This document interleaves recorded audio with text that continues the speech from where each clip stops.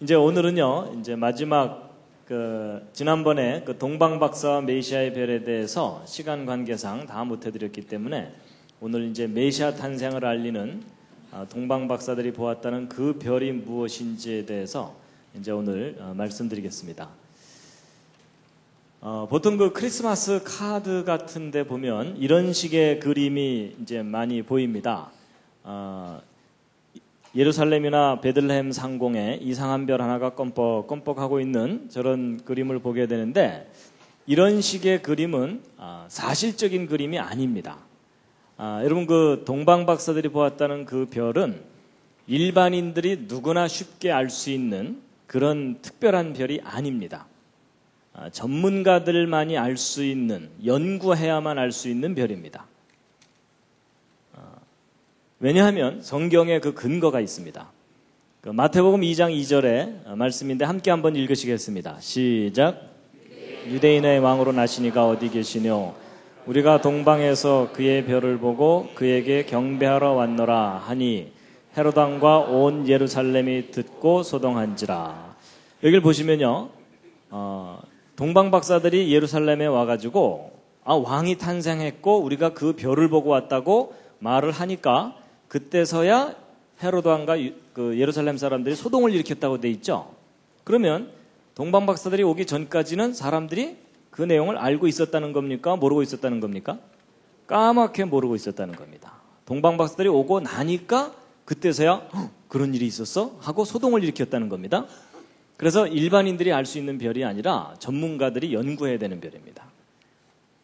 이런 거 아닙니다. 저런 거 아닙니다. 그랬을 때 이제 그 동방박사들이 보았다는 그 별이 도대체 뭐겠느냐 하는 건데, 이제 그것에 대해서 그동안 여러 사람들이 나름대로 주장해 온 것들이 있었습니다. 그래서 어떤 사람들은 혜성이 나타나서 메시아 탄생을 알렸을 거다라는 주장도 하기도 하지만, 혜성은 누구나 다 알 수 있는 좀 이상한 별입니다. 그렇죠? 그러니까 혜성은 메시아 탄생을 알리는 별은 아닙니다. 그랬을 때 이제 지금까지 학자들이 연구한 내용 중에 가장 객관적인 근거가 분명한 내용을 이제 오늘 소개해 드리는데요. 동방박사들이 보았다는 그 메시아 탄생을 알리는 별이 무엇이었을 거라고 보고 있냐면, 태양계 내에 하나님께서 행성들을 두셨습니다. 근데 그 행성들이 메시아 탄생을 알리는 역할을 했을 것이다라고 보고 있습니다. 우리가 알고 있는 목성, 토성, 금성 이런 별들이 메시아의 탄생을 알리는 역할을 했다라고 보고 있는데, 이제 왜 그러한지 이제 말씀을 드릴 텐데요. 여러분, 하나님께서 이 천지 창조하실 때 해와 달과 별들을 만드신 첫 번째 목적, 창세기 1장 14절에 함께 읽으시겠습니다. 시작. 징조와 사시와 일자와 연한을 이루라. 첫 번째 목적이 징조입니다. 하나님께서 역사 속에서 어떤 중요한 사건을 일으키실 때 하늘의 별들로 하여금 사인을 보내게 하셨습니다. 그 대표적인 예가 바로 이 동방박사들이 보았다는 메시아의 별입니다. 여러분, 그 태양계 내에는 9개의 행성이라고 저는 배웠었는데, 최근에 명왕성이 탈락한 거 아십니까? 예, 명왕성을 집어넣자니 명왕성보다 더 행성에 포함될 수 있는 별들이 더 있기 때문에 더 많이 집어넣자니 골치 아프니까 아예 하나 빼자 이러고서 명왕성을 탈락시켰습니다. 그래서 이제 우리 태양계 내에는 8개의 행성이 있다고 볼 수 있는데, 앞에 쪼무레기 행성이 4개가 있고 뒤에 좀 큰 행성이 4개가 있고 이렇습니다. 그래서 앞에 있는 걸 내행성, 바깥에 있는 걸 이렇게 얘기를 하는데, 그런데 이제 이 8개의 행성의 상대적인 크기를 여러분이 보시는 겁니다. 요 세 번째 것이 지구입니다. 그리고 지구에서 아주 밝게 보이는 별이 요 금성입니다. 샛별이라고 하죠. 그래서 지구에 아주 가깝기 때문에 밝게 보이고, 그 다음에 이제 목성은 지구에 비하면 이렇게 큽니다. 그래서 이 행성 중에 가장 크기 때문에 왕별입니다. 그래서 이름도 주피터인데, 주피터가 누구죠? 예, 그리스 로마 신화에 나오는 제우스인데 신들의 왕이죠. 그래서 이 목성은 고대로부터 왕의 운명을 점칠 때 연구했던 별이고 왕을 상징하는 별입니다. 그다음에 이제 토는 그 세턴인데요. 세턴은 그 농부의 신이라고 하는데 땅의 왕을 상징하는 또는 악한 왕을 상징하는 그런 별이라고 오래전부터 알려져 있는 별입니다. 그런데 예수님 탄생할 때 이 목성과 토성이 예수님 탄생 직전에 하늘에서 이상한 움직임을 보입니다. 그것이 메시아 탄생을 알리는 사인이다라고 해석을 하고 있는 겁니다. 그래서 이제 이 9개 행성 예수님 탄생을 알리는 역할을 했다라고 이제 보고 있는데요. 제가 이제 오늘 내용을 말씀드리기 전에 한 분을 좀 소개를 해드려야 됩니다. 제가 지난번에 요나의 표적이라든지 성경의 연대기 연구에 관해서 이제 소개를 해드렸는데 그 내용은 제가 연구한 게 아닙니다. 저는 시간이 없기 때문에 별로 연구를 잘 못합니다. 다른 분들이 연구를 많이 잘 해놓은 것을 일반 사람들에게 전달하는 그런 역할을 이제 사명으로 알고 하고 있습니다. 바로 이제 오늘 소개해드린 내용, 지난번 요나의 표적 이야기라든지 그런 내용들을 연구하신 분이 바로 이제 이분입니다. 유진 폴스틱이라는 분인데 그리 널리 알려진 분은 아닙니다. 이제 이분이 한국전에 참전했던 분입니다. 그래서 그 비행기가 폭격하기 전에 무전병들이 뭐 폭격할 장소를 알려주고 그러는 거 있죠. 하여튼 그런 역할을 했던 분인데 한국전에 참전한 것을 계기로 해서 신앙을 갖게 됐습니다. 하나님을 믿고 전쟁의 그 참상 속에서 이제 신앙을 갖게 됐는데 그리고 이제 미국으로 돌아가셨어요. 이분이 이제 전공은 전기공학입니다. 그래서 이제 공학을 하신 분인데 미국에 돌아가셔서 루터교라고 하는 교회에서 신앙생활을 착실하게 잘 하고 있었고 혹시 배터리가 소리가 끊겼다 하는데 좀 바꿔주실 수 있으면 사업을 하셨는데 여러분 그 전봇대를 고치려면은 사다리차가 필요하거든요. 근데 이제 보통 이게 운전하는 사람 따로 있고 올라가서 고치는 사람 따로 있어가지고 이제 사람이 2명이 필요합니다. 근데 이분이 무슨 장치를 개발했냐면 혼자 몰고 가서 혼자 고칠 수 있는 장치를 개발한 거예요. 그러면 전기 회사에서는 인건비를 반으로 줄일 수 있으니까 그 장치를 마구마구 사준 거예요. 그런 바람에 이분이 돈을 많이 벌어가지고 밤새 숲에 세다 잠들고 뭐 이렇게 된 겁니다. 그래서 이분이 경제적으로도 충분히 안정되고 또 신앙생활도 착실하게 잘 지내고 있었어요. 그런데 이분이 좀 충격적인 사건을 겪었는데 그게 뭐냐면 루터교가 분열이 된 거예요. 그 분열의 원인 중에 하나가 뭐였냐면 성경에 대한 이해 문제로. 그러니까 성경을 기록된 그대로 믿는 보수적인 그런 관점을 가진 분들하고 성경을 기록된 그대로 믿지는 않지만 그래도 하나님이 우리에게 주신 귀한 말씀이다. 이렇게 좀 개방적인 생각을 가진 분들하고 서로 의견이 다른 바람에 교단이 분열이 된 거예요. 근데 이분은 순수한 마음에서 신앙생활 하다가 그렇게 분열되는 모습을 보고 충격을 받아갖고 이 성경이 정말 기록된 그대로 사실인지 아닌지 내가 좀 연구를 좀 해봐야 되겠다. 이래가지고 재산을 싹 정리해갖고 연구소를 만들었는데 그게 성경 역사 연구소입니다. 그래서 지난번에 말씀드렸던 그 과학적인 연구 방법으로 성경을 창세기부터 계시록까지 성경 전체 역사를 정확하게 이제 정리하는 일을 하게 된 거예요. 그래서 이분이 10년 동안 그렇게 쭉 체계적으로 성경을 다 정리하고 났더니 너무나 선명하게 예수 그리스도가 메시아라는 것이 드러나는 거예요. 그러니까 내가 메시아라고 인정해서가 아니라 객관적인 모든 증거가 예수 그리스도는 메시아예요. 그래서 이분이 이제 이렇게 확실한 역사적인 증거가 있다면 이걸 사람들에게 알려야 되겠다 해서 사람들에게 열심히 알리러 다니는데 문제는 사람들이 이분이 얘기만 하면 다 조는 거예요. 왜냐하면 여러분 구약 역사가 좀 어려울 수가 있잖아요. 그렇죠? 그래갖고 별로 그렇게 관심이 높지가 않은 거예요. 그래서 이분이 이 내용이 너무 좋은데 사람들이 잘 이해를 못하는구나 이러다가 한 아이디어가 떠올랐는데 그게 뭐냐면 이 내용은 이스라엘 사람들한테 정말 효과적이겠다. 왜냐하면 여러분 우리만 해도 구약은 다른 나라 역사잖아요. 그렇죠? 근데 이스라엘 사람들한테는 구약이 자기들 역사잖아요. 근데 자기들 역사를 정확하게만 분석을 하면 예수 그리스도가 메시아라는 것이 너무나 선명하게 드러나거든요.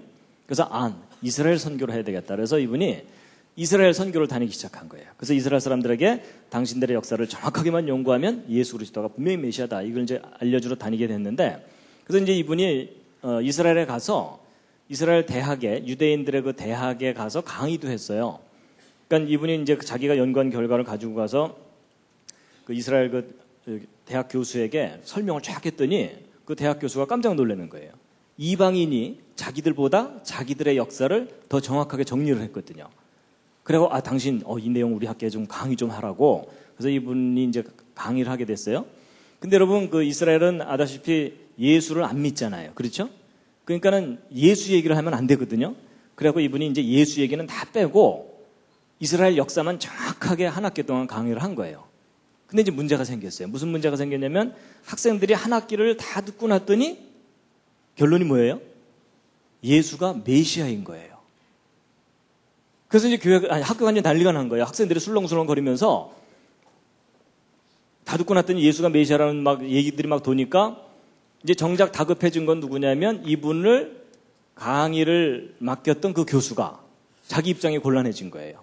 이단자를 자기 학교에 데려다가 강의를 시킨 거니까. 그래서 당장 나가라고 그래가지고 이분이 쫓겨나게 됐는데 또 이분이 거기 가서 사고 친 게 하나 있어요. 무슨 사고를 쳤냐면 유대교 청년이 개신교로 기독교인이 된 거예요. 그랬다가 이 청년이 다시 유대교로 돌아갔어요. 이제 그럴 경우 유대교에서는 이런 청년이 상당히 쓸모가 있어요. 왜냐하면 기독교로 가봤자 별 볼 일 없으니까 다시 돌아왔구나. 이래가지고 이제 유대교를 선전하는데 이 청년을 예를 들면서 이제 사용할 수가 있거든요. 그런데 이분이 이제 그 청년을 다시 만나갖고 자기가 연구한 결과를 다 얘기해 준 거예요. 그래서 이스라엘 역사를 다 정리해 보면은 예수가 메시아인 것이 너무나 분명하다는 걸 알려줬더니 이 청년이 다시 개신교로 갔어요. 그러니까 예전에는 그냥 갔는데 지금은 이제 확신을 하고 다시 이제 온 거예요. 근데 이제 문제는 이 청년이 이 정도 상황이 되면 이스라엘 사회 내에서는 테러를 당합니다. 그러니까 생명의 위협을 느끼게 돼요. 그래갖고 이분이 할 수 없이 그 청년을 데리고 이스라엘에서 탈출을 했어요. 하여튼 그런 스토리를 가진 분이에요.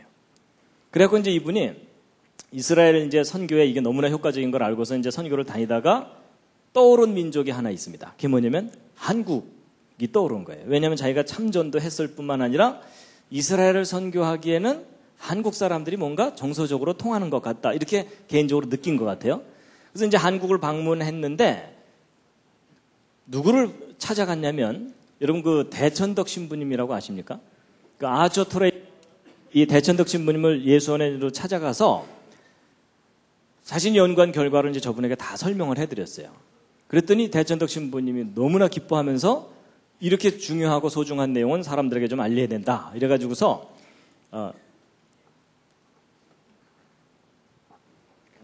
알려야 된다고 해가지고서 이분을 어디에 소개를 해드렸냐면 한동대학교에 소개를 해주고 한동대학교 이제 1995년도에 개교한 기독교 대학인 걸 이제 아실 겁니다. 그래서 이제 한동대학교에 개교할 때 이분을 소개시켜드린 거예요. 이분이 이제 한동대학교에 와서 잉글리시 바이블 스터디라는 코스를 강의를 했습니다. 이제 영어 성경 공부 코스이긴 하지만 내용은 연대기예요. 지난번에 소개해드렸던. 그래서 이분이 강의를 하는데 여러분 생각해 보세요. 대학교 1학년들 이제 갓 들어왔잖아요. 근데 이분이 영어로 강의를 하고 그것도 구약, 역사, 연대기를 강의를 했더니 학생들이 어떻게 됐겠습니까? 한 학기 동안 혼수 상태였습니다. 그런데 이제 이분이 거기서 이 연대기 강의를 했는데 마침 이제 저도 이 한동대학교 개교할 때 이 창조과학 강의할 사람이 필요하다 그래서 저도 이제 한동대학교에 이제 내려가게 된 겁니다. 95년도에. 그래서 저도 이제 여기 내려가서 이분을 이제 만난 겁니다. 이렇게. 근데 이분이 저를 만나더니 너무 좋아하는 거예요. 왜 좋아하냐면 성경을 곧이곧대로 믿는 바보가 또 하나 있거든. 여러분 그 창조과학을 이렇게 하나둘 깨닫다 보면요. 성경에 기록된 그대로 사실이라는 것을 더 확실하게 믿게 되거든요. 근데 이제 그런 비슷한 사람을 만나니까 너무 기뻐하면서 자기가 연구한 결과를 저한테 다 주면서 이걸 좀 사람들한테 좀 알리라고 이제 그래갖고 제가 이제 이분을 만나게 된 계기가 된 겁니다. 그래서 이제 저는 이제 과학을 공부를 했으니까 혹시 이분이 뭐 과장을 하거나 이 뻥을 친 거 없나 이러면서 이제 이분이 이제 연구한 결과를 쭉 훑어보고 이제 강의도 들어보고 했는데 제 개인적으로는 상당히 객관적이고 탁월한 연구를 한 거고, 이제 저도 그렇지만은 이스라엘에 가서 이제 공부도 하시고 온 분들이 이분이 한 연구 결과에 대해서 상당히 긍정적으로 아주 훌륭하게 역사를 잘 정리했다고 이제 평가를 하거든요. 바로 이제 이분이 이제 연구한 그 내용들을 정리한 책이 요 4권의 책인데, 제가 이제 오늘 여기 좀 잠깐 갖고 나왔습니다. 그래서 이 4권의 책에 성경 역사를 이제 다 꼼꼼하게 정리를 해가지고 창조 때부터 지금까지 역사를 이제 정리한 겁니다. 그래서 이제 이분이 연구한 결과 중에 한 주제 중에 하나가 이제 크리스마스에 관한 이야기입니다. 그래서 이제 크리스마스에 관한 이야기를 이제 해드릴 텐데요. 여러분, 이제 우리가 이제 12월 달이 됐기 때문에 곧 성탄절이 오잖아요. 그래서 이제 매년 12월 25일이면 예수님의 탄생일을 기념해서 우리가 이제 축하를 하는데, 근데 여러분, 12월 25일이 예수님의 진짜 탄생일이 아닌 건 아시죠? 혹시 이 말에 또 심히 충격을 받으신 분 계시지 않습니까? 여러분, 12월 25일이 예수님의 진짜 탄생일이 아니라는 것은 오래전부터 알려져 왔어요. 그래서 국민일보에 몇 년 전에 그 특집 기사도 나오고, 그래서 12월 25일은 아니다 이렇게 돼 있습니다. 근데 이제 그날이 아닌 건 아는데 정확한 날짜들을 사람들이 잘 모르니까 그냥 계속 우리가 12월 25일을 지키고 있을 뿐이거든요. 그래서 12월 25일을 크리스마스로 지키는 것은 유럽과 아메리카 국가의 영향을 받은 나라들이 주로 지킵니다. 러시아 정교회나 그리스 정교회 또는 아프리카 쪽의 그 콥트 교회들은 1월 달에 예수 그리스도의 탄생일로 지킵니다. 그래서 나라마다 예수님의 탄생일을 서로 다르게 지킵니다. 그래서 이제 12월 25일을 예수 그리스도의 탄생일로 정하게 된 동기가 뭐냐? 예수님이 탄생하시자마자부터 예수님의 탄생일을 지킨 게 아닙니다. 그로부터 수백 년 지난 후에 뒤늦게 예수 그리스도의 탄생일을 추정을 해서 지키거나 이런 것인데, 이제 12월 25일 탄생일에 대한 몇 가지 주장이 있습니다. 이제 그 중에 하나가 뭐냐면, 우리는 지금 그레고리안 달력이라고 하는 양력 달력을 쓰고 있는데, 그 달력 이전에는 율리우스력이라는 이 천문학자들이 주로 쓰는 그런 달력이 있거든요. 그 줄리어스 시저가 만든 달력인데, 그 율리우스력으로 볼 때 동짓나라에 해당되는 날을 예수 그리스도의 탄생일로 정했다라는 주장이 하나 있고요. 또 뭐가 있냐면은 로마 제국 시절에 로마 사람들의 축제일이 12월 17일에서 24일입니다. 근데 이 기간 동안 선물 교환도 하고 그런다 그러는데, 이제 12월 25일이 태양이 탄생한 날이다 이래가지고서 자기들이 축제일로 지키는 그런 날이 있는데, 그날하고 결부시켜서 예수 그리스도의 탄생일로 정하게 됐다라는 주장들이 있습니다. 근데 이제 이런 것들은 정확하지 않고 반대 의견도 있기 때문에 대략 요 정도만 소개해드리고, 이제 정작 중요한 것은 예수 그리스도의 진짜 탄생일인데, 이제 탄생일은 조금 뒤에 설명드리기로 하고요. 일단 하나 이제 우리가 얘기해야 될 게 뭐냐면, 여러분, 우리가 지금 2006년을 살고 있는데, 이것이 이제 서력기원이라 그래서 예수 탄생 이후부터의 연대라고 우리가 알고 있잖아요. 그래서 예수님이 탄생하셨을 때를 기준으로 해서 Before Christ, Anno Domini 그래가지고서 BC와 AD 이걸 나눈다고 이제 우리가 알고 있죠. 근데 여러분, 예수 그리스도가 실제 탄생한 연도도 지금 현재로부터 정확하게 2006년 전이 아닙니다. 그럼 도대체 이 기준점은 어떻게 정한 거냐 하는 건데요. 이것은 어떻게 정한 거냐면, 지금으로부터 1474년 전인 AD 532년에 그렇게 정확하지 않은 기록에 근거해서 예수 그리스도 탄생일을 추정한 것인데, 그때 당시에 어떤 기록이 있었냐면, 예수는 약 500년 전에 죽었으며 3월 25일 날 부활하였다, 이런 기록이 있었는데 그걸 근거로 추적한 겁니다. 그래가지고 여기서부터 500년 전에 예수 그리스도께서 십자가에 달리셔서 죽었으니까 그로부터 30여 년 전에 탄생하셨을 거다라고 추정하게 된 겁니다. 그래서 이제 이 기점으로부터 이제 2006년이 지난 건데, 그런데 이제 예수 그리스도의 탄생 연도를 찾아낼 수 있는 중요한 인물이 하나 있습니다. 이게 누구냐면 헤롯 왕입니다. 여러분, 헤롯 왕이 죽기 직전까지 거의 미친 거 아시죠? 이제 예루살렘과 그 주변 지역을 다스리는 왕으로 이제 세워졌는데, 로마 제국 시절에. 근데 왕권에 대한 집착이 너무 강한 바람에 주변에 자기 왕권을 노리는 사람들을 다 죽입니다.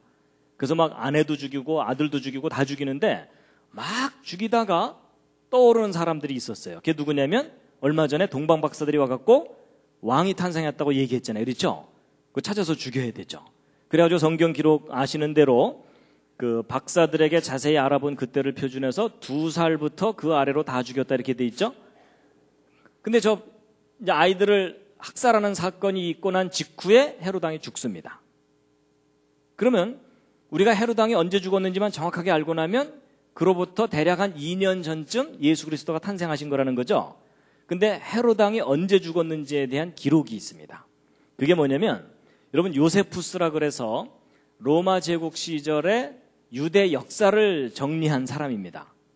근데 그 요세푸스가 기록하기를 헤롯 왕이 죽을 때 월식 현상과 금식일이 연거푸 있었을 때 죽었다는 거예요.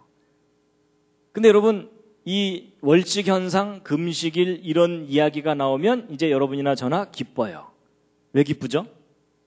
지난번에 말씀드린 대로 저런 현상들은 정확하게 컴퓨터를 이용해서 찾아낼 수 있다고 그랬죠?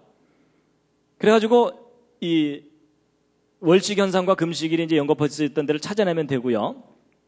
그 다음에 이제 시리아의 통치자인 퀸틸리우스 바루스라는 사람이 통치할 때 헤롯 왕이 죽었다는데 이 사람은 이제 BC 5년에서 2년 기간 동안 통치를 했습니다. 그 다음에 이제 악티움 해전이라 그래가지고요. 이 고대사에서 유명한 건데 여러분 그 클레오파트라 아시죠? 클레오파트라하고 마르쿠스 안토니우스가 짝짝꿍이 돼갖고 옥타비아누스하고 패권 다툼을 했던 유명한 해전이 악티움 해전입니다. 여기서 누가 이겼게요? 옥타비아누스가 이깁니다. 그리고 이 둘은 죽습니다. 그리고 이제 이 옥타비아누스가 나중에 아우구스투스라는 칭호를 얻게 되는데 성경에는 아우구스도라고 나왔습니다. 그런데 이 해전이 바로 언제 있었냐면 BC 32년에 있었는데 그로부터 27년 후에 헤롯 왕이 죽었다는 겁니다.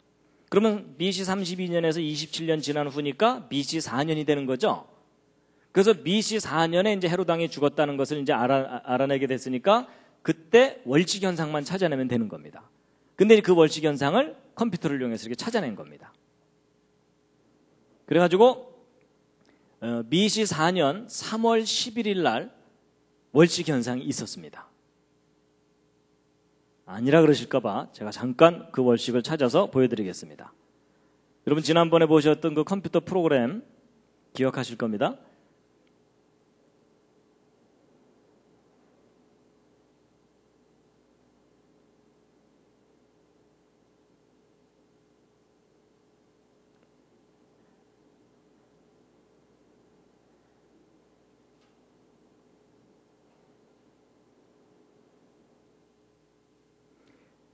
이게 이제 BC 4년 3월 13일인데 이게 이제 그 달력에 이제 서로 그 줄리안 달력과 그레고리안 달력의 그 차이 때문에 이제 하루 이틀 정도 차이가 나게 되는데요. 이제 그때 이제 월식이 있었던 겁니다. 그래서 여기 달이 이렇게 있는데 여기 빨간색으로 이렇게 색깔이 변한 부분이 있죠. 저게 뭐냐면 지구 그림자 속으로 달이 들어갔기 때문에 가려진 부분입니다. 이제 이 월식이 시간이 지남에 따라서 월식이 진행되는 것을 잠깐 보실 텐데요.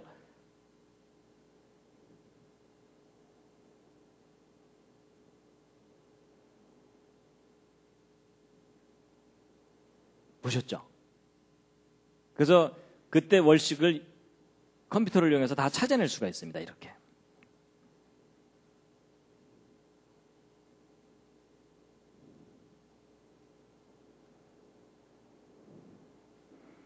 그래서 이제 뭐 거의 꼼짝 마라 수준입니다. 지금.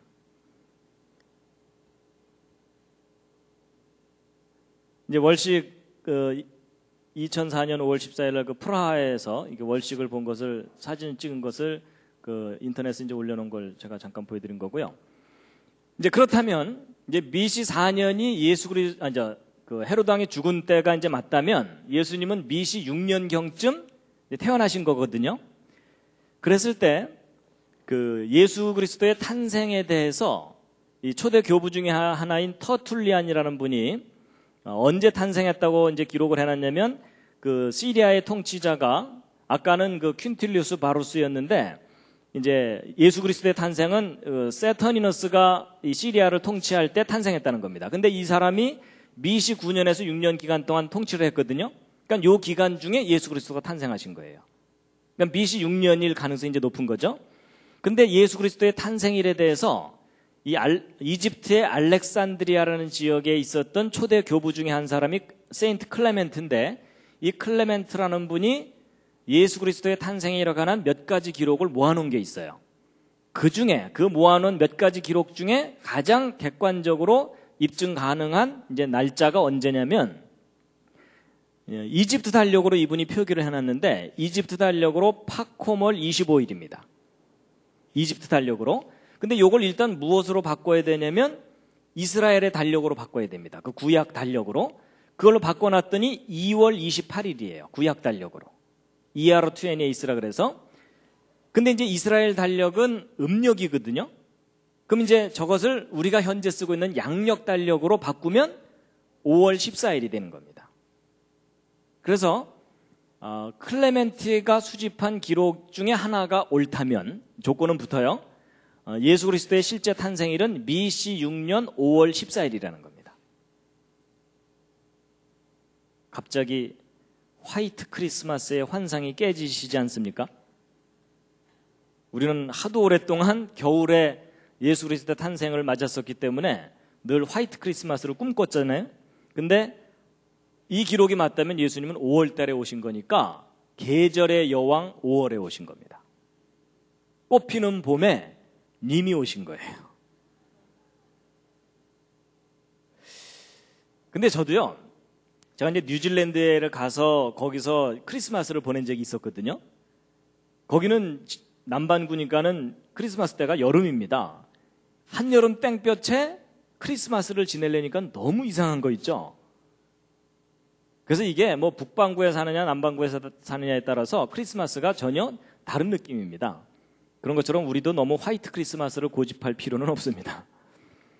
자, 그런데 이제 BC 6년 5월 14일이 예수 그리스도의 탄생일이 맞다면 그걸 뒷받침할 만한 객관적인 증거가 있어야 되잖아요. 그렇죠? 이제 그 증거가 바로 이제 이 표입니다. 이제 이 표를 이해하시면 되는데요.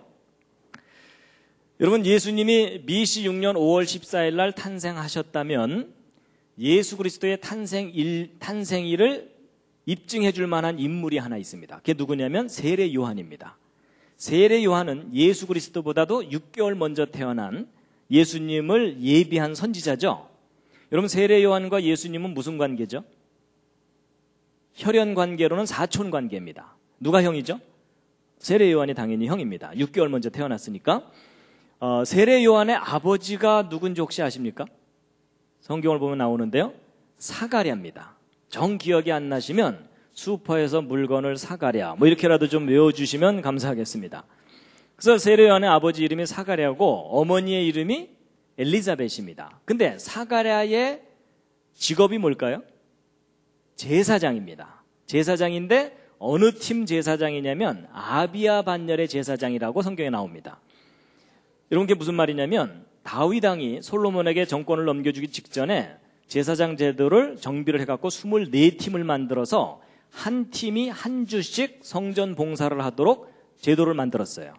그래서 24팀이 7일씩 근무를 하니까 168일마다 자기 팀 순서가 들어오게 돼 있는데 바로 이제 이 사가랴가 아비야 팀 제사장인 겁니다. 그러면 이제 세례 요한이 예수님보다 6개월 먼저 탄생했다면 세례 요한이 잉태된 때를 거꾸로 추적할 수가 있겠죠. 그걸 추적해 보면은 BC 7년 3월 24일인데 그럼 세례 요한이 이때 잉태되었다는 근거가 있느냐? 있습니다. 그게 뭐냐면 여러분 성경을 보면은 세례 요한의 탄생 스토리가 자세하게 나오는데 세례 요한의 아버지 사가랴와 어머니 엘리자벳은 나이가 많고 아이가 없었어요. 그래서 이제 아브라함처럼 자식을 포기하고 있었던 상황이었어요. 근데 세례 요한의 아버지 사가랴가 자기 팀 순서가 돌아와서 제사장 직무를 수행하러 들어갔거든요. 제비를 뽑는 바람에 자기가 걸려갖고 이제 성소로 들어가게 돼요. 근데 성소에 들어가서 누구를 만납니까? 가브리엘 천사를 만나요. 근데 그 천사가 뭐라 그래요? 대뜸 네가 아들을 낳을 거다. 믿어지겠어요? 안 믿어지겠어요? 이미 생물학적으로 아이를 낳을 수 없는 상황이 됐는데 자기가 아들을 낳게 된다니까 안 믿었죠. 안 믿어서 어떻게 됐습니까? 벌 받아요. 무슨 벌을 받습니까? 네가 아이를 낳을 때까지는 말을 못하게 될 거다. 이렇게 됐죠? 그래서 그 순간부터 말을 못하는 바람에 성전에서 성소에서 나온 다음에 사람들하고 필담으로 나눴다고 성경에 자세하게 나오죠? 그러면 이제 이 사가랴가 성소에서 나온 다음에 아내와 동침했겠어요? 안 했겠어요? 버텼을까요? 아닐걸? 뭐 이러면서? 그럴 리가 없죠. 그렇죠? 왜냐하면 자기가 지금 증거를 받았으니까. 그럼 이제 우리가 뭘 확인해 보면 되냐면 이때가 아비야 반열 제사장들이 직무를 수행할 때인지를 확인해 보면 되거든요. 근데 아주 공교롭게도 이때가 그때예요. 그걸 검증해 보았더니. 그러면 일단 이제 5월 14일이 예수님의 탄생일 가능성이 높잖아요. 근데 이제 이걸 뒷받침해 주는 것이 바로 하늘의 별들이 이상하게 움직이는 현상이에요. 여러분, 세례 요한이 잉태됐을 때부터 예수 그리스도가 탄생할 때까지 요 1년여 기간 동안 하늘에서 목성과 토성이 춤을 춥니다. 이상한 춤을. 춤추는 거 아시죠? 이렇게. 자, 이제 그 춤을 추는데 여러분, 이 토성이 좀 더 느리게 돌고 목성이 좀 빠르게 돌거든요. 왜냐하면 토성이 좀 바깥쪽에서 돌기 때문에 천천히 돌아요. 목성은 앞에서 좀 빨리 돌고. 그래서 토성이 앞서서 가고 있는데 목성이 뒤따라오더니 토성하고 춤을 추는 거예요. 그러니까 이런 거예요. 세례 요한이 잉태되기 직전부터 이제 토성이 앞서서 가고 있는데 목성이 뒤따라오더니 야, 같이 놀자 이러면서 춤을 추는 거예요. 이제 이 현상이 바로 메시아 탄생을 알리는 사인이었다라고 해석되는 현상입니다. 그래서 이 목성은 아까 말한 대로 왕을 상징하는 별이라고 했죠. 이 토성은 악한 왕을 상징하는 별이라고 알려져 있기도 하고 몇 가지 해석이 있긴 한데 하여튼 이 해석이 가장 이제 합리적이라고 보고 있는데, 그래서 이 진짜 왕이 악한 왕을 물리친다라는 그런 개념이라는 거예요. 그래서 이제 목성과 토성에 대해서 좀 말씀을 드리면요. 이제 목성과 토성이 자기 궤도를 갖고 있는데 이제 이렇게 요 기간 동안에 만났다 헤어졌다 만났다 헤어졌다 만났다 헤어졌다 이런 일들을 이제 반복하게 됩니다. 여러분, 그 목성은 이 태양이 요 중심에 있으면 11년마다 한 바퀴씩 돕니다. 이 공전주기라고 하거든요. 그 다음에 이제 토성은 30년 정도마다 한 바퀴씩 돌아요. 근데 지구는 1년에 한 바퀴씩 도니까 얘네들이 돌게 되면 지구는 안에서 아주 방정맞게 도는데 얘네들은 천천히 돕니다. 그래가지고 얘네들이 주기가 서로 다르기 때문에 20년마다 한 번씩 하늘에서 만나요. 그러니까 보통은 목성 저기 있으면 토성은 저쪽에 있고 이러거든요. 근데 20년마다 한 번씩 만나기 때문에 2000년 5월 28일 날 한 번 만났거든요. 그러다가 이제 2020년 12월 21일이 돼야만 또 하늘에서 또 만납니다. 그러니까 아주 느리게 한 번씩 만나는 거예요. 근데 이제 보통은 이제 이렇게 떨어져 있는데 이제 만나게 되는데 이제 지구 쪽에서 바라보면 이런 겁니다. 태양이 지나가는 자리를 따라서 이제 태양이 지나가는 자리를 따라서 이제 토성도 지나가고 이제 목성도 보통 지나가거든요. 그래서 보통 그 밤하늘에 그 달이 지나가는 자리를 따라서 밝게 보이는 별들이 행성이라고 보시면 됩니다. 그런데 이제 보통은 토성이 좀 느리고 목성이 빠르기 때문에 이렇게 지나쳐가게 마련이에요. 그런데 이제 예수님 탄생 직전에 하늘에서 무슨 일이 벌어진 거냐면 토성이 앞서서 가고 있는데 목성이 뒤따라오더니 야, 너 잘 만났다 이러더니 같이 뒤로 물러갔다가 앞으로 가는 거예요. 신기한 현상이죠. 근데 이제 이게 왜 그러냐면요. 태양에서 바라보면 모든 행성이 한쪽 방향으로 가거든요. 근데 지금 우리는 태양에서 보는 게 아니라 지구에서 보고 있잖아요. 근데 지구는 이 안쪽에서 돌고 있죠. 그러니까 지구가 좀 빨리 돌기 때문에 앞으로 빨리 가게 되면 얘는 뒤로 가는 것처럼 보이는 거예요. 근데 그게 절묘하게 타임이 딱 맞아야만 목성과 토성이 하늘에서 춤을 추는 현상이 나타나는데 이런 현상이 몇 년마다 한 번씩 나타나냐면 854년마다 한 번만 나타나요. 근데 그게 BC 7년에 있었던 거예요. 예수님 탄생 직전에. 그리고 이제 그 이전에는 BC 861년에 있었고, 그 다음에 이제 AD 848년, AD 1702년에도 있거든요. 근데 이제 이런 현상 중에 왜 하필이면 요때냐? 요때가 바로 구약 성경에서 메시아가 탄생할 것이라고 예언된 때예요. 그때에 맞춰서 목성과 도성이 또 하늘에서 춤을 추면서 사인을 보내준 거예요. 그러니까 동방박사들은 저걸 연구하고 찾아오게 된 겁니다. 그래서 여러분, 그 동방박사들은 두 가지 면에서 프로페셔널입니다. 첫 번째, 과학에 관한, 특히 천문학에 관한 프로페셔널입니다. 전문가예요. 그 다음에 또 하나가 뭐냐면은 성경 예언에 관한 전문가입니다. 여러분, 천문학적인 현상은 관찰할 수 있지만 그게 성경과 무슨 관계인지를 정확하게 알려면 예언에 관해서 정확한 지식을 갖고 있어야 돼요. 그렇죠? 그래서 동방박사는 두 가지 면에서 전문가입니다. 그래서 그 동방박사들이 이제 이때 이제 메시아를 이제 찾아서 오게 되는데, 왜 하필이면 이때냐면요, 성경을 보면은 메시아가 언제 탄생하시게 될 것인지에 대해서 그 시기가 예언되어 있습니다. 특히 어느 그 예언서를 보면 그게 나오냐면은 다니엘서를 보면 나오거든요. 여러분, 그 다니엘이 남유다 왕국이 멸망당했을 때 바벨론의 포로로 잡혀가죠. 포로로 잡혀가서 그때 왕이 누구였냐면 바벨론의 느부갓네살 왕입니다. 근데 그 느부갓네살 왕이 꿈을 하나 꾸는데 이상한 꿈을 하나 꿔요.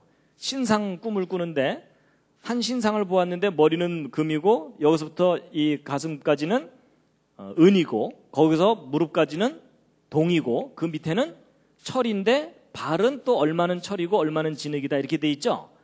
그래서 이제 그 꿈을 꾸고 나서 아시는 대로 이 신하들을 불러갖고서 내 꿈 알아맞혀봐라 이러죠. 근데 아무도 못 알아맞추거든요. 알려주지 않는데 어떻게 알아맞추겠어요? 그래서 너희들 다 죽인다 이랬더니 그때 이제 다니엘이 잠깐 좀 시간을 달라 그런 다음에 그 꿈을 알아맞추고 해석까지 해줘요. 그 해석이 뭐였냐면 이 신상은 바벨론 제국 이후에 어떤 제국들이 나타날 것인지를 하나님께서 보여주시는 거다, 이런 내용이었어요. 맞죠? 그래서 이 머리, 금으로 상징된 이 머리는 바벨론 제국이고, 그리고 바벨론 제국 다음에 그 다음 제국이 나타날 거고, 그 다음 제국이 나타날 거고, 또 네 번째 제국이 나타나게 될 텐데, 그 네 번째 제국, 그러니까 이 신상의 발 밑을 뜨인 돌이 하나가 내려와서 이 발 밑을 친다고 돼 있거든요.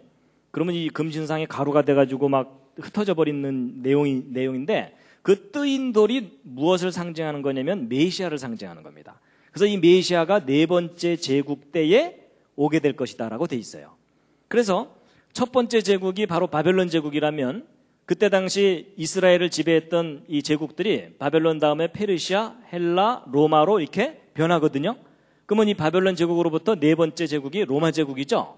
그러니까 로마 제국 때에 메시아가 온다는 거예요. 그리고 좀 더 자세하게 말씀드리면 이 발은 얼마는 철이고 얼마는 진흙 이렇게 돼 있거든요. 그럼 이 철은 로마를 상징하는 거라면 진흙은 뭐겠느냐 하는 건데, 여러분 아까 그 헤로드 왕이 예수 그리스도가 탄생할 때 죽이려고 하죠. 자, 근데 이제 그게 이제 역사 속에서 무엇과 관계되어 있냐면요, 여러분 헤로드 왕이 혹시 어디 출신인지 아십니까? 일단 경상도는 아닙니다. 전라도도 아니고요. 헤로드 왕이 어디 출신이냐면 에돔 족속 출신입니다. 근데 에돔 족속이 그 조상이 누군지 혹시 아십니까? 에서입니다. 에서가 누구의 형이죠? 야곱의 쌍둥이 형이죠. 근데 여러분 재밌는 게 뭐냐면 야곱과 에서가 무엇을 놓고 서로 다투냐면 장자권을 놓고 서로 다툽니다. 근데 누가 장자권을 뺏어가요? 야곱이 뺏어가니까 에서가 야곱을 죽이려고 하죠. 근데 놀랍게도 그 상황이 예수님 때 그대로 일어나요. 여러분 에서의 후손이 헤롯이거든요. 야곱의 후손이 누굴까요? 예수 그리스도입니다. 그렇죠? 근데 야곱과 에서가 장자권을 놓고 서로 싸웠는데 이제 진짜 장자가 된 건 누구예요? 야곱이 장자가 됐죠? 그런 것처럼 예수님 때 먼저 왕으로 있던 사람이 누구냐면 헤롯이거든요. 근데 새 왕이 탄생했다 그러죠. 그러니까 이 왕이 새로 탄생할 왕을 죽이려고 하죠. 그게 마치 에서가 야곱을 죽이려는 상황과 아주 비슷한 상황이에요. 그때 야곱은 도망갔잖아요. 도망갔다 다시 돌아오죠. 그런 것처럼 예수님도 헤롯이 죽이려고 그러니까 어떻게 해요? 이집트로 도망갔다가 다시 돌아오죠. 상황이 참 비슷하게 닮았죠. 그래서 에서가 야곱을 죽이려고 했던 그 상황이 어떤 의미에서 보면 이 헤롯 왕과 예수님에 대한 예언이라는 겁니다. 메시아 탄생할 때 어떤 상황이 전개될지에 대한. 그래서 그 다니엘이 보았던 그러니까 느부갓네살 왕이 보았던 그 금신상에 관한 예언을 정확하게만 이해하고 있었다면 언제 메시아가 올게 된 것을 알게 되냐면 헤롯 왕 때, 로마 제국 시절에 헤롯 왕 때 에돔 족속 출신이 왕이 되었을 때 메시아가 온다는 거예요. 그러한 상황하고 이 목성과 토성이 하늘에서 춤을 추는 상황이 일치하게 된 때가 바로 저 때예요. 이제 앞뒤가 이해가 되시죠? 안 돼도 할 수 없습니다. 진도 나가야 됩니다. 그래서 이제 바로 BC 7년부터 6년 그 어간에 이 목성과 토성이 하늘에서 이제 사인을 보내주는 겁니다. 그러니까 동방 박사들이 저 현상을 보고서 드디어 이제 오셨구나 하고 이제 찾아오게 됐다라는 이야기입니다. 그래서 이제 그때 동방 박사들이 보았다는 그 목성과 토성의 움직임을 이제 잠깐 이제 보실 텐데요.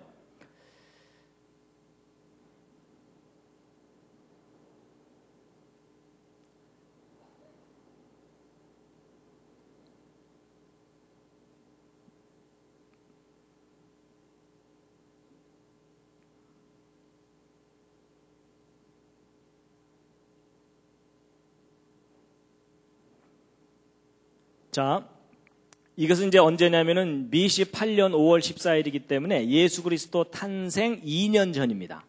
2년 전쯤부터 이제 이게 주피터가 목성이고요. 이 세턴이 토성이거든요.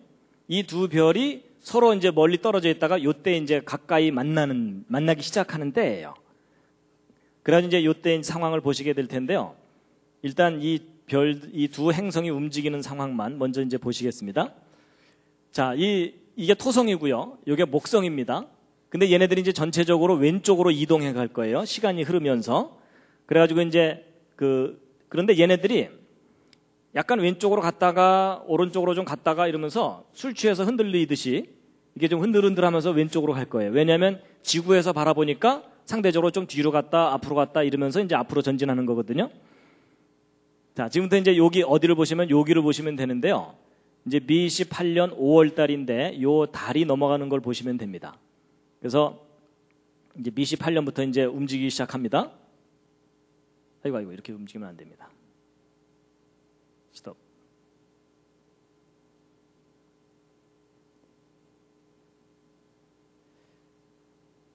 자, 이제 BC 8년부터 이게 9월, 10월, 11월 이렇게 되잖아요. 그래서 이제 목성이 드디어 이제 세턴에 가까이 가는 거예요. 다른 별들은 야, 쟤네들 만났다 이러면서 지나가는 거고요. 그래서 이제 주피터가 지나가는 듯 하더니 도로 뒤로 가는 거 보이시죠? 뒤로 갔다가 또 다시 앞으로 가는 거예요. 다른 별들은 야, 쟤네들 싸운다 이러면서 지나가고 있고요.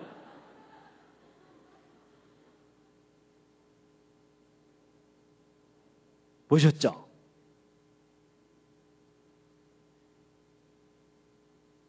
근데 이제 저 현상은요, 어느 날 밤에 둘이 이제 앉아갖고 자기야, 별이 참 예쁘지? 뭐 이랬더니 막 별들이 저렇게 움직이더라는 얘기가 아닙니다. 저런 움직임을 알아차리려면 1년 이상의 기간 동안에 매일 밤 저 두 별들을 관찰을 해가지고서 그래프를 그려야 돼요. 그래야만 저 별들이 신기하게 움직인 것을 확인할 수가 있습니다. 바쁜 사람은 못합니다. 할 일 없는 과학자들만이 가능한 일입니다. 그러니까 동방 박사들이 저걸 연구한 거예요. 그러니까 진짜 왕이 악한 왕을 물리치고 우리를 구하러 오신다라는 사인이라는 거예요. 그리고 이제 조금 뒤로 돌리면요. 여기 보세요.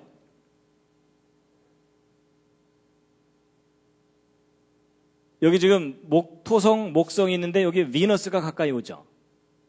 이 비너스가 뭐죠? 그리스 로마 신화에서 여신이죠, 여신. 근데 그러면 저 비너스는 뭘 의미할 것 같습니까? 성경의 그 예언하고 관계해서 한번 생각해 보세요. 메시아 탄생할 때 어떤 상황에서 탄생한다고 예언이 돼 있죠? 보라, 처녀가 잉태하여 아들을 낳으니 그 이름을 임마누엘이라 하라 이렇게 돼 있죠?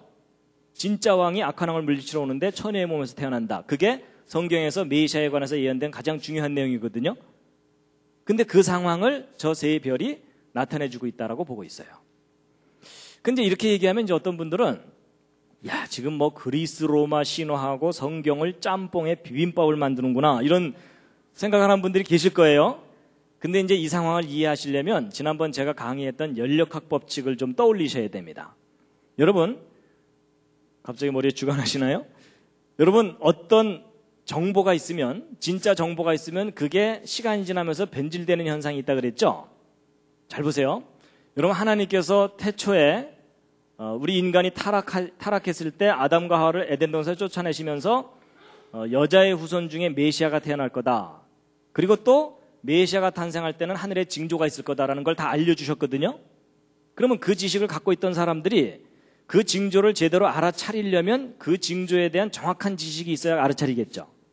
그렇다는 얘기는 메시아 탄생 때 구체적으로 어떤 상황이 일어날지에 대해서 이미 사람들이 지식이 있었다는 얘기입니다. 근데 그 지식이 다양한 민족들이 다양하게 이렇게 퍼져나가면서 변질되고 다양해지겠죠. 그래서 그리스 로마 신화도 메시아 사상에 관한 지식이 변형된 형태로, 신화의 형태로 나타난 것이다라고 이해를 하면 어느 정도 이해가 되실 겁니다. 뭐 이게 이해가 안 돼도 할 수 없습니다. 진도는 나가야 됩니다. 그래서 요 세 별이 하늘에 나타난 그때 예수님이 탄생하시게 됩니다. 실제로. 바로 이게 BC 6년 5월 14일이죠. 그때 이제 하늘의 그 별을 보면요, 이걸 조금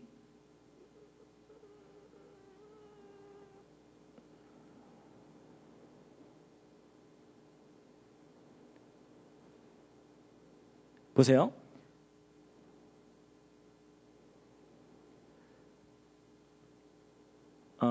해 뜨기 직전에 하늘에서 토성과 목성과 금성이 쪼로록 보입니다. 근데 이제 이게 성경에 기록되어 있는 내용을 입증해 주는 이제 상황인데요. 이게 뭐냐면,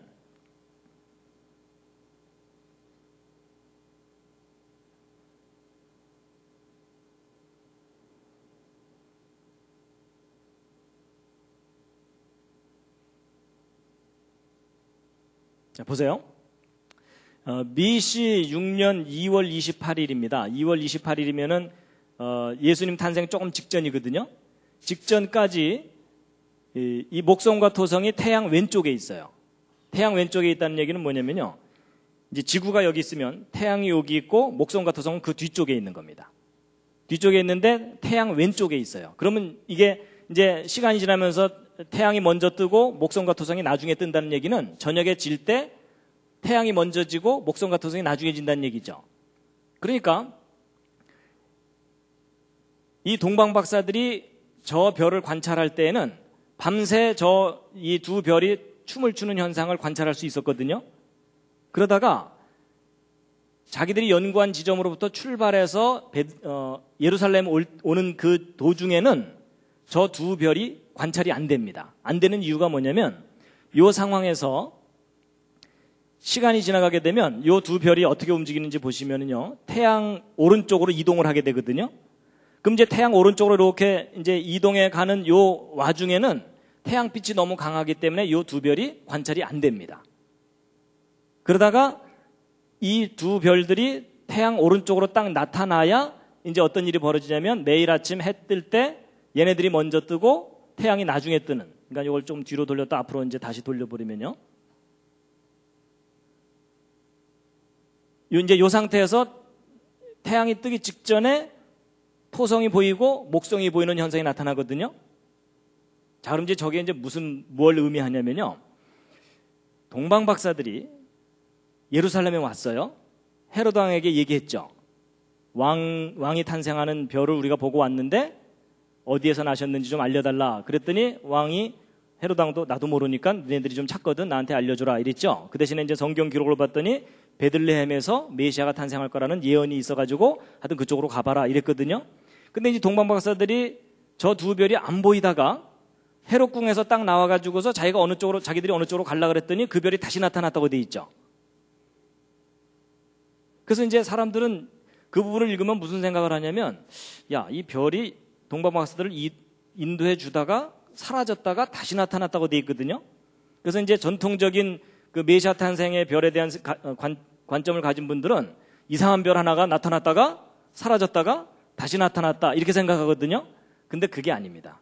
이 목성과 토성이 태양 왼쪽에 있다가 오른쪽으로 이동하는 도중에는 관찰이 안 되기 때문에 안 보였던 겁니다. 그러다가 얘네들이 오른쪽으로 딱 이동한 후부터 다시 관찰되거든요. 그래서 동방박사들이 다시 나타난 그 별을 보고서 그 별을 따라갔다는 얘기입니다. 그래서 성경에 기록되어 있는 그 내용들이 실제 상황으로 이렇게 검증이 되는 것을 지금 확인시켜 드리는 겁니다.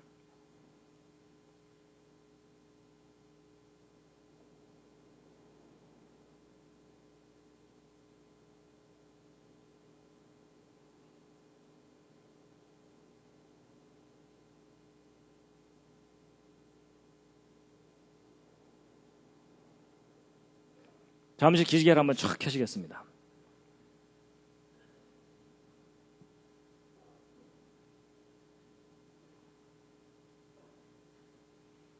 여기까지 잘 따라오셨습니까? 아니면 중간에 기절하셨습니까?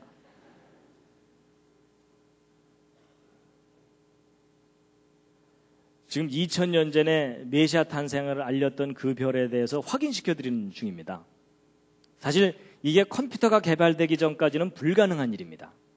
근데 이게 지금 가능해진 이유가 컴퓨터로 과거를 직접 볼 수 있기 때문입니다. 그래서 예전에 보통 그 성경 그 마태복음이나 이렇게 읽으면서 메시아 탄생을 알리는 별이 나타났었다는 얘기를 믿지 않는 사람들은 아주 허황된 신화처럼 생각을 했습니다. 근데 이게 신화가 아니라 역사적인 사실이었다는 것을 이제 과학적으로 확인할 수 있게 된 거라는 얘기입니다. 그래서 이제 그 세례요한의 잉태부터 예수님 탄생 때까지 목성과 토성이 하늘에서 춤을 추면서 메시아 탄생을 알렸던 부분에 대해서 이제 확인을 시켜드렸는데요. 그러면 도대체 그때 그 예수님을 경배하러 왔던 동방박사들은 누구겠느냐 하는 것에 대해서 여러 가지 주장이 있습니다. 이제 그 중에 가장 심한 주장 중에 하나가 한국 사람들이었을 거다 이런 주장입니다.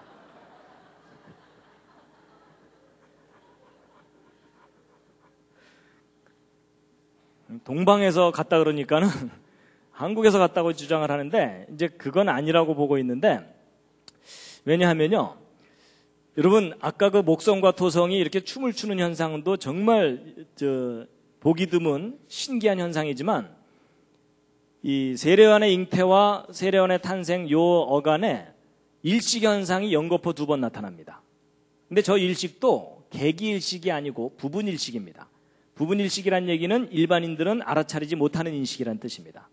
전문가만이 알 수 있는데, 근데 여러분 지난번에 말씀드린 대로 일식현상은 어느 한 지역에서 일식현상을 본다는 건 아주 드문 일이거든요. 근데 그 일식을 같은 장소에서 6개월 간격으로 연거푸 본다는 것은 더 드문 현상입니다. 그런데 그 현상이 요때 또 겹쳐서 나타납니다. 근데 이런 일식현상을 볼 수 있는 장소는 제한되어 있기 때문에 예루살렘으로부터 그렇게 먼 지역일 수가 없습니다. 지리적으로. 그래서 이제 동방박사들이 누구였겠느냐라는 것을 볼 때는 아마도 이 이스라엘이 멸망당하고 나서 바벨론 포로로 잡혀갔던 사람들이 페르시아 정권으로 바뀌면서 고레스 왕 때 귀환령이 내려서 돌아오거든요. 근데 이때 다 돌아왔겠습니까? 다 안 돌아왔겠습니까? 다 안 돌아옵니다. 왜냐하면 여기는 이미 발달된 살기 좋은 곳이고 여기는 황폐해진 척박한 곳이거든요. 그러니까 이 사람들이 다 돌아오지 않고 일부 개척적인 정신을 가진 사람들만 돌아옵니다. 나머지는 여기 계속 눌러앉아서 살게 되는데, 근데 이것도 아마도 하나님께서 남겨두셨을 거라고 봐요. 왜냐하면 여러분 이쪽 이 황폐한 곳에서는 체계적인 과학적 연구를 할 수가 없습니다. 아마 이쪽에 남아있던 사람들이 그 발달된 학문과 풍부한 자료들을 가지고 철저하게 연구한 다음에 왔을 거라고 보는데, 이때 남아있던 사람들도 자기들이 포로 생활을 했었기 때문에 계속 메시아 사상을 갖고 있었을 거거든요. 그래서 메시아 사상을 가지고서 철저하게 연구한 그 메시아를 기다렸던 그 후예들이 드디어 메시아 탄생을 알리는 별을 보고 찾아왔을 거라고 보고 있습니다. 그래서 조금 전에 이걸 보시면은요, 요 현상을 목격한 후로부터 예수님 탄생 어간까지 이동해서 와야 되거든요. 한국에서 출발해서는 도저히 여기까지 못 옵니다.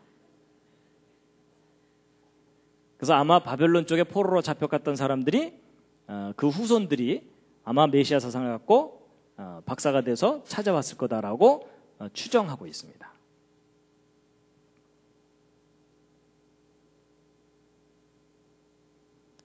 그래서 이제 지금까지 메시아 탄생을 알리는 별에 관한 가장 근거 있는 이야기를 소개해 드렸는데요. 사실 지금 이 목성과 토성이 그 역할을 했을 것이라는 것에 대해서는 이제 많이 알려지기 시작했습니다. 그래서 여러분 인터넷에 들어가 보시면 이 얘기 쉽게 찾으실 수가 있습니다. 이제 비교적 널리 알려지기 시작한 이야기입니다. 그리고 이제 확인도 되는 이야기고요. 그래서 여러분 보세요. 이 목성과 토성이 예수님 탄생에 딱 맞춰서 하늘에서 나타나서 춤을 추게 하려면, 자, 여기서 중요한 게 이겁니다. 도대체 언제부터 저게 계획되어 있어야 될까요? 저걸 잘 생각해 보시면 창조 때부터 계획되어 있어야 되는 일입니다. 맞죠? 여러분 목성이 저쯤 있는데 하나님께서 급하셔갖고 야 잠깐 일로 올래? 뭐 이럴 수 없잖아요. 그렇죠?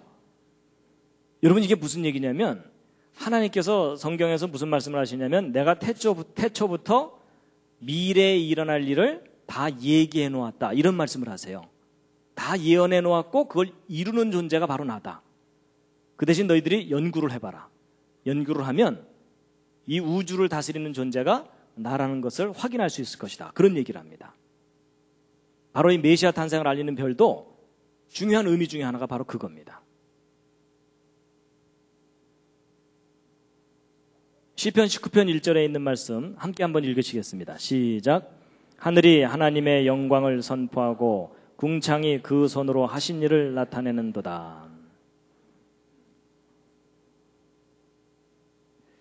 자, 잠시 좌양좌하셔서 옆에 있는 분 안마를 시원하게 해드리겠습니다.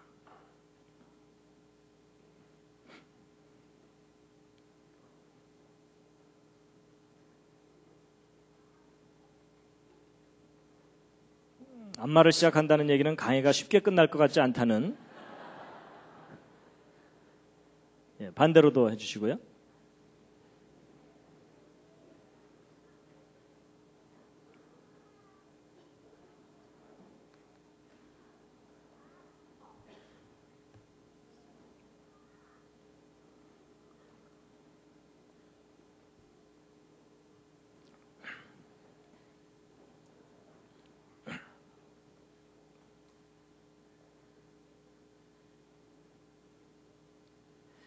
이제 한 가지 에피소드를 얘기해드리고 이제 마칠 텐데요.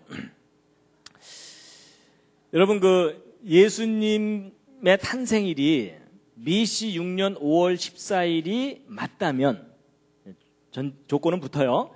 맞다면 예수 그리스도의 2000번째 탄생일이 좀 의미가 있어야 되지 않겠습니까? 그렇죠? 여러분 우리 젊은 사람들은 뭐 만난 지 100일만 돼도 막 파티하고 그러잖아요.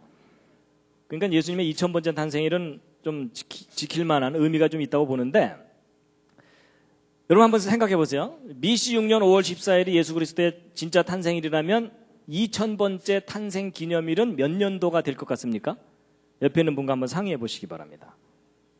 BC 6년이면 마이너스 6년이라고 생각하시면 됩니다. 그러면 1994년일 것 같은 느낌이 드시죠? 1994에다가 6을 더하면 되니까? 아닙니다. 95년입니다. 왜냐하면 여러분 BC와 AD 사이에는 0년이 없어서 그렇습니다. 그렇죠? BC 1년에서 AD 1년으로 바로 넘어가거든요. 저걸 모르는 사람들이 이 역사 정리할 때 1년씩 오차가 나는 이유가 바로 저겁니다. 그래서 이제 1995년이 예수 그리스도의 2000번째 탄생 기념일이 되거든요. 지금까지 한 얘기가 이제 근거가 있는 거라면. 근데 재미있게도 그때가 바로 이거 연구한 분이 한동대학교 왔던 때입니다. 이게 재밌는 얘기입니다. 그래서 이분이 이제 3월 달에 와서 강의를 시작했는데 5월 달이 되면 이제 예수님의 탄생일이 되니까 이분이 5월 달쯤 되더니 자기는 예루살렘을 가야 되겠다는 거예요. 학기 중에.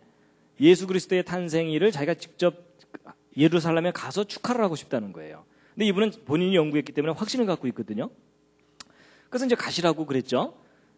근데 이제 가시라고 해놓고 나서도 이제 학생들이 비록 이제 혼수 상태에 있긴 했지만 그래도 좀 알아듣는 학생들이 있잖아요. 그렇죠? 저도 좀 알아들었고. 그래서 이제 상의를 하기를 야, 이 날이 아닐 수도 있지만 지금까지 한 얘기 중에 이렇게 근거 있는 얘기를 우리가 들어본 적이 없다. 그리고 객관성이 상당히 있다. 그래서 아닐 수도 있지만 혹 이 날이 예수 그리스도의 탄생일일 수도 있으니까 우리가 그냥 지나가기는 좀 찜찜하다. 그렇다면 그냥 예수님의 탄생이라고 보고 그러면 이분이 가실 때 그냥 가게 하지 말고 조촐한 선물을 예수님께 전달해 드리라고 좀 하자. 그래갖고 학생들이요 자기들끼리 막 회의를 하더니 결정을 했어요. 좀 낭만적인 결정을 했는데 뭘 했을 것 같습니까? 학생들이 일단 돈이 없으니까 뭐 이렇게 큰 건 선물을 못합니다. 황금과 유향과 모략은 안 됩니다. 그래서 학생들이 뭘 선물하기로 했냐면 2000송이 장미를 선물하기로 한 거예요. 2000번째 탄생일이니까. 그래갖고 학생들이 나름대로 헌금 이제 모금을 했어요. 근데 뭐 학생들만 한 몇십 명 한 모여가지고서 모금을 했는데 한 2000송이 장미값 정도가 된 거예요. 그래갖고 이제 이것을 이제 이분에게 드리고서 가서 예수님께 전해드리라고. 그래서 이분이 이제 2000송이 장미값을 갖고 예루살렘으로 간 거예요. 이제 그 날에 맞춰서 갔는데 이분이 이제 이 장미꽃을 현지에 가서 실제 산 거예요. 사가지고서 예수님한테 전달해드려야 되는데 예수님은 하늘에 계시니까 이제 올라갈 수는 없고 그래서 이걸 어떻게 할까 그러다가 이분이 이제 무슨 생각을 하게 된 거냐면 이분이 사실 이제 이 날이 정확하다면 현대판 동방박사죠. 그렇죠? 예. 그래가지고서 이분이 어디를 갔냐면 이 장미꽃을 들고서 통곡의 벽이라는 곳을 갔어요. 통곡의 벽이 어딘지 아십니까 혹시? 예, 이스라엘 사람들이 2000년 동안 소유하지 못했던 예루살렘 성벽의 일부예요. 성벽의 일부인데 여러분 이 통곡의 벽이 여기인데요. 이게 이제 어떤 히스토리를 갖고 있냐면 2차 세계대전이 끝난 후에 이스라엘 사람들이 유럽에서 600만 유태인 학살을 당했잖아요. 그렇죠? 그래갖고 그냥 치를 떨면서 우리가 죽더라도 팔레스타인 땅, 가나안 땅에 가서 죽자. 이러면서 이제 밀고 들어와가지고서 이스라엘이라는 나라를 세웠어요. 1948년에. 참 기적 같은 일이 일어난 건데 이때 이제 이스라엘로 돌아와서는 나라를 세웠는데 그런데요. 예루살렘의 역사를 좀 살펴보면요. 이 제2성전을 지은 때가 이제 BC 516년인데 요 제2성전이 헤로드 왕 때 이제 증축이 돼요. 그리고 나서 지난번에 말씀드린 대로 예수 그리스도 십자가에 달리신 후에 40년 후인 AD 70년에 멸망당했다 그랬죠. 이때 이제 제2성전이 완전히 파괴됩니다. 이제 성전이 완전히 파괴된 거예요. 그때 서쪽 벽만 남겨놓고 파괴시켜 버렸는데 로마 제국 시절에는 이제 유대인들은 이제 전 세계로 흩어져 버리고 로마 제국 시절에는 유대인들이 성전에 접근하지 못하도록 했어요. 그리고 동로마 제국 시절에는 성전 파괴 기념일 날만 이 예루살렘 하루만 접근하도록 허용을 한 겁니다. 그리고 이제 아랍 쪽이나 이쪽 요 기간 동안에는 이제 접근을 제대로 못 하고 있고 십자군 때 잠깐 이제 좀 평화의 시기가 있었어요. 그래서 이제 거의 2000년 동안 이 예루살렘 가고 싶어도 가고 있지 못했는데 1948년 드디어 이스라엘 사람들이 예루살렘으로 돌아오게 된 거예요. 돌아오긴 했는데 문제는 1948년에 나라를 세운 이후부터 1967년도까지는 요르단이 관할하고 있었기 때문에 예루살렘 성전터를 접근을 못하고 있었어요. 그러다가 이제 1967년에 무슨 일이 벌어졌냐면 제3차 중동전쟁이 있었는데요. 이제 처음에 이제 나라 세웠을 때도 전쟁이 있었고 그 후에 또 한 번 있었는데 세 번째 중동전쟁입니다. 여러분 이 이스라엘이 여기에 있는데 요 지도를 보시면 요 녹색으로 된 것이 이슬람 아랍 국가들입니다. 그 틈새에 이스라엘이 껴있는 거예요. 얼마나 얄미워요. 그렇죠? 그래갖고 이 주변 아랍국들은 요 이스라엘을 몽땅 지중해로 빠뜨리는 게 자기들이 해야 될 첫 번째 일이에요. 그래갖고 이 이스라엘을 멸망시키기 위해서 여러 차례 전쟁을 하게 되는데 1967년에도 그 전쟁이 일어났어요. 그래갖고 그 전쟁 때 바로 옆에 있는 시리아, 요르단, 이집트가 직접 공격해 들어왔어요. 어느 날 갑자기. 그리고 이제 주변 국가인 이라크, 쿠웨이트, 수단, 알제리아, 사우디아라비아가 주변에서 계속 돕고 그래서 이제 망해라 이러면서 이제 쳐들어왔는데 6일 만에 전쟁이 끝났어요. 누가 이겼게요? 이스라엘이 이겼어요. 근데 왜 6일 만에 전쟁을 끝냈을까요? 안식일 지키려고. 실제로. 안식일 날은 싸울 수가 없잖아요. 그렇죠? 그러니까 6일 만에 전쟁을 끝낸 거예요. 정확하게는 132시간 30분 만에. 이집트 진영에서는 4일 만에 끝났고. 그래서 전쟁 시작하자마자 이스라엘이 거꾸로 각국의 수도들을 맹폭격을 해가지고 항복을 받아낸 거예요. 그래서 6일 만에 전쟁 끝나면서 그때 뺏은 땅이 이 초록색이에요. 6일 만에. 우리도 한번 해봐야 되겠죠? 우리 만주 땅 찾아야 되잖아요.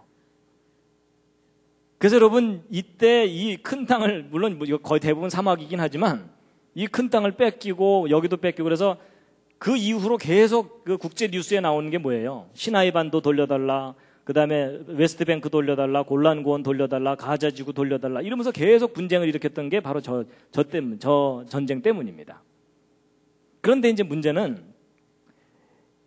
여러분, 이스라엘이 이 예루살렘까지도 이제 어느 정도 회복을 했는데 이제 독립을 해가지고 땅을 차지하고 있었는데 요 6일 전쟁이 있기 전까지는 이 예루살렘에 가장 자기들이 차지하고 싶은 게 뭐냐면은 예루살렘 성전터예요.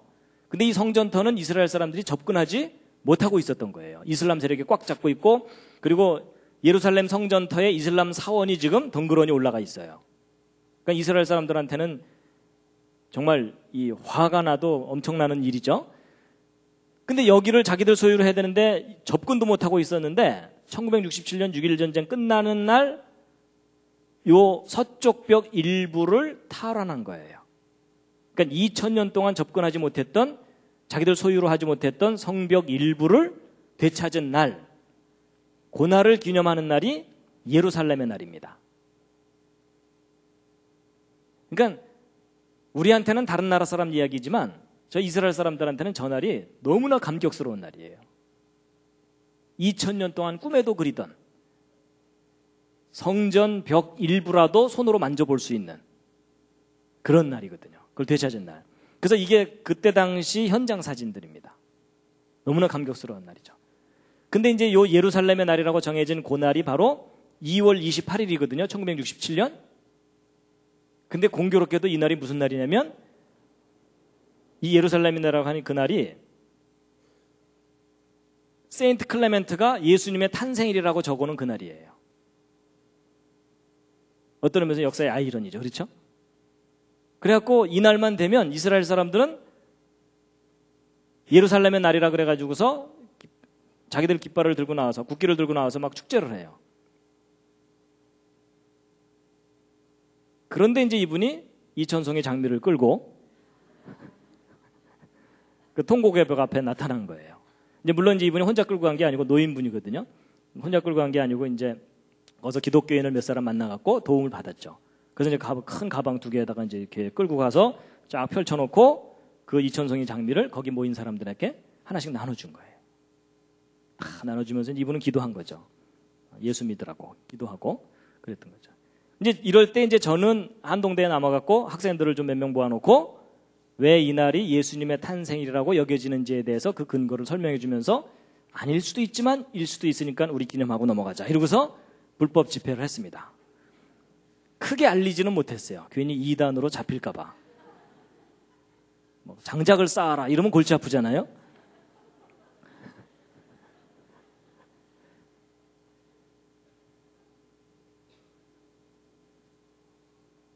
그래서 이제 이게 바로 그 예수 그리스도의 2000번째 탄생일에 관한 에피소드입니다.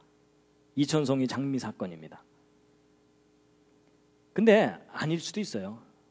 나중에 이제 하늘 올라가서 예수님께서 아니었어 임마 이러면 제가 또 이제 한쪽에서 물통 들고 벌수고 있어야 돼요. 근데 지금까지 들은 이야기 중에 가장 근거가 있는 이야기입니다. 근데 이제 제가 잊어먹을까봐 미리 당부를 드리는데요. 여러분, 제가 오늘 이 크리스마스 이 메시아 벼려가는 이야기를 하는 이유는 뭐 크리스마스 날짜를 정확하게 되찾자 이런 운동을 하려는 게 아닙니다. 괜히 또 듣고 오해하셔갖고 그런 운동 하지 마세요. 왜냐하면 여러분, 성경을 보면 예수님께서 성만찬은 꼭 하라고 명령하셨어요. 그렇죠? 그런데 내 생일 꼭 찾아서 챙기래 이런 말은 하신 적이 없어요. 그렇죠? 그래서 예수님이 명령하지 않은 거에 우리가 목숨 걸 필요가 없잖아요. 예. 여러분 그 12월 25일을 성탄절로 지켜온 지가 너무 오래됐기 때문에 그 관습을 바꾸는 일은 지극히 힘들어요. 너무나 많은 노력이 들고 차라리 그 노력으로 전도하고 선교하는 것이 훨씬 유익하다고 저는 생각합니다. 그런데 이제 굳이 이걸 말씀드리는 이유는 성탄절이나 그 모든 스토리를 신화라고 생각하는 사람들에게 신화가 아니고 역사적인 사실일 뿐만 아니라 그것에 대한 구체적인 근거가 다 이제 확인되고 있다는 것을 알려드리는 겁니다. 왜 그걸 알려드리냐면 하나님이 하신 일을 우리가 정확하게 알고 깨달아야 되잖아요. 그렇죠? 바로 이제 그런 이유 때문에 이제 알려드리는 겁니다. 그래서 이제 2000년 전에 있었던 그 사건을 이제 소개를 해드렸는데요. 여러분 이제 예수님의 탄생이라고 여겨지는 이 날은요 매년 날짜가 변해요. 왜냐하면 우리 음력 생일 매년 바뀌는 것처럼 변하게 돼 있어요. 그래서 그 2004년도에는 5월 19일이었고요. 2005년도에는 6월 6일이었고 2006년도에는 5월 26일이었고 이제 금년은 5월 26일이었죠. 근데 내년 2007년도에는 5월 16일이에요. 근데 저거 뭐 일일이 기억하실 필요 없고요. 인터넷에 들어가서 예루살렘의 날을 찾으시면 돼요. 그 날이 예수 그리스도의 탄생일이라고 추정되는 날이거든요.